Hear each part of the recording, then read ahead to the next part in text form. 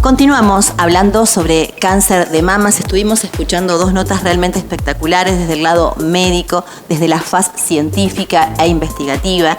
Y ahora lo vamos a hacer desde el lado de la biodescodificación, porque nunca vimos enfermedades caminando. Sí sabemos que las emociones son fundamentales a la hora de causar un impacto en nuestro organismo y que esa célula se transforme y ahí se origine una enfermedad, como muchas de estas enfermedades que no conocemos, como por ejemplo el cáncer de mamas. Tan importante como eso, tan importante como recepcionamos las emociones, que a veces somos capaces de despertar enfermedades como un cáncer. En este caso, cáncer de mamas. ¿Cuál es la emoción que la despierta? La escuchamos a la psicóloga Mariana Ruiz, que como siempre, con esta manera tan clara y amorosa, nos lo explica.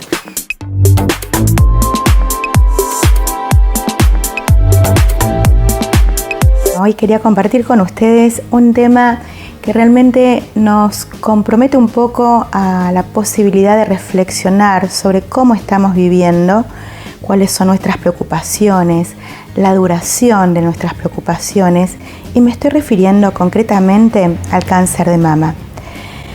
Lo que siempre enseño, intento transmitir cuando lo pienso desde la biodescodificación, es pensar biológicamente, poder comprender el sentido del síntoma, cuál es la lógica biológica.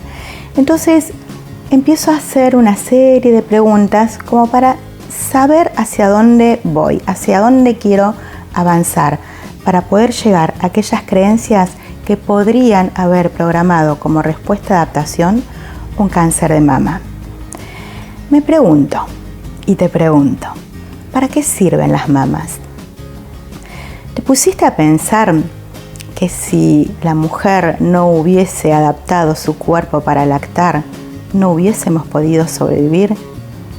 ¿Te pusiste a pensar que la supervivencia de la especie depende de esa glándula mamaria que nos sacó de esta inermidad inicial que tenemos apenas nacemos?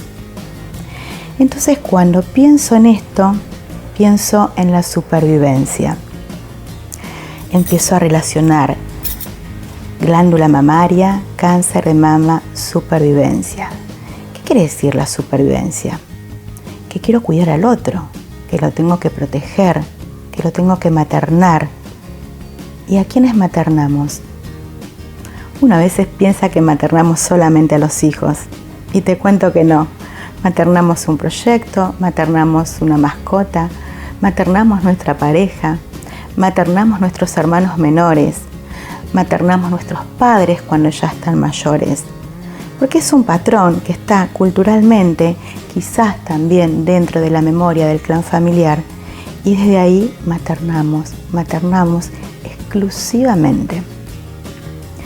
¿Qué pasaría si te cuento que tenemos una hija?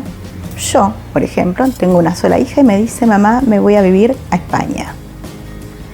Empiezo a pensar sin sentido, porque esto quiero que lo sepan bien, que la situación no es tal como sucede, sino tal como la interpreto.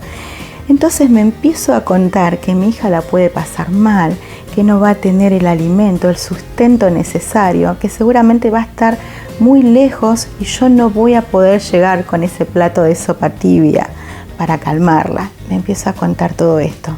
Y claro, esto genera un conflicto biológico. ¿Y qué es un conflicto biológico? Es un evento inesperado. Yo no esperaba que mi hija me dijera: me voy a vivir a España. Es un evento dramático. Realmente me parte el corazón que mi hija se vaya a vivir a España. Y es un evento que vivo en soledad, porque no lo puedo poner en palabras. Porque jamás le diría a mi hija: por favor, no te vayas. Entonces, este conflicto biológico, de alguna manera, obliga al cerebro a que traiga una solución biológica a esto que yo estoy sufriendo. Entonces, el cerebro, ¿qué es lo que hace? Tiene que generar más función. Entonces manda a producir mayor cantidad de células, exponencialmente mayor esta cantidad de células, para que puedan garantizar mayor función. Y esto es un cáncer de mama, ni más ni menos.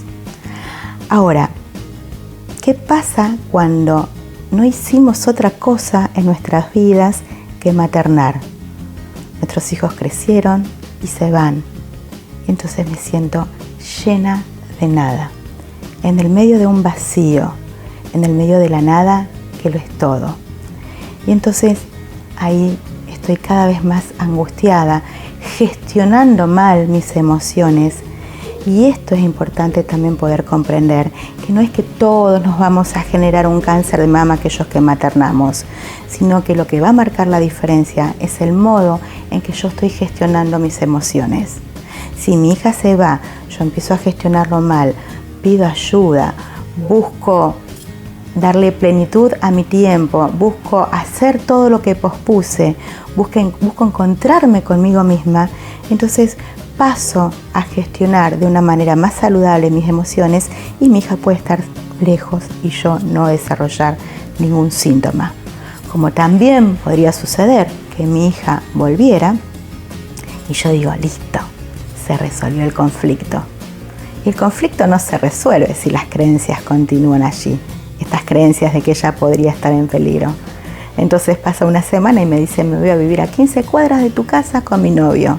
Y una vez más se puede gatillar ese conflicto biológico, aunque no esté en España, aunque esté en 15 cuadras. ¿Por qué? Porque las creencias mías desactualizadas continúan allí y son las que me llevan a interpretar esta situación como peligrosa. Y tengo que generar más función para protegerla, cuidarla, maternarla. Entonces, la invitación es que podamos revisar esas creencias, podamos actualizarlas, podamos resignificar el texto de este cuento que me estoy contando sobre que el otro está en peligro.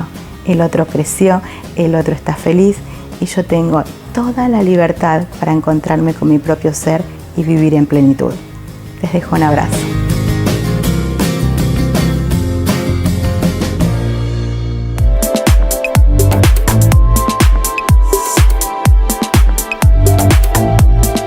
Quisimos traerle distintas versiones de un mismo tema.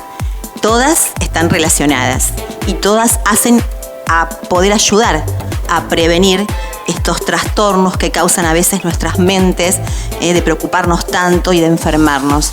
Y por supuesto, a saber la importancia en el caso de que nuestro cuerpo ya detecte o tenga algo de la prevención temprana, porque hay enfermedades que haciendo un diagnóstico precoz se curan, como el cáncer de mamas. Hacemos un corte, ya seguimos.